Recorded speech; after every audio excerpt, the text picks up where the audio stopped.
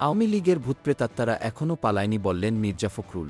আওয়ামী লীগ পালিয়ে গেলেও ওদের ভূতপ্রেতাত্মারা এখনও পালায়নি বলে মন্তব্য করেছেন বিএনপি মহাসচিব মির্জা ফখরুল ইসলাম আলমগীর শনিবার ৩১ আগস্ট বিকেলে কুমিল্লার নাঙ্গলকোটে বন্যার্তদের মাঝে ত্রাণ বিতরণ অনুষ্ঠানে প্রধান অতিথির বক্তব্যে এ মন্তব্য করেন তিনি।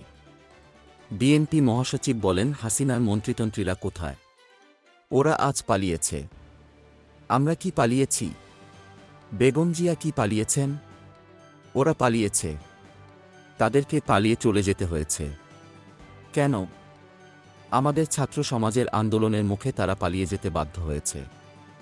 আওয়ামী লীগ পালিয়ে চলে গেছে, কিন্তু ওদের ভূতপ্রেতাত্মারা এখনও পালায়নি। তারা আবারও চেষ্টা করবে।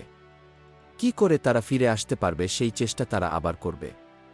আমরা ১৫ থেকে ১৬ বছর ধরে অত্যাচারিত হয়েছি। আমাদের প্রায় ৭০০ মানুষকে গুম করে দিয়েছে। লাকসামের পারভেজ, হিরুকে গুম করে দিয়েছে। হাসিনা সরকার ঢাকায় প্রায় ৭০০ লোককে গুলি করেছে, মির্জা ফখরুল বলেন। আমাদের কয়েক হাজার লোককে গুলি করে হত্যা করেছে আওয়ামী লীগ। এমনকি এই আন্দোলনে তারা রাস্তার মধ্যে আমাদের ছেলে মেয়েদের পাখির মতো গুলি করে হত্যা করেছে।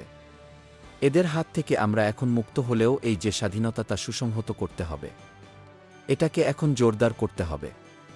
ছাত্রজনতার যে ঐক্য তৈরি হয়েছে, সেই ঐক্যকে আরও শক্ত করে ধরতে হবে। Golam Mustafa, desk report, BE news, Dhaka.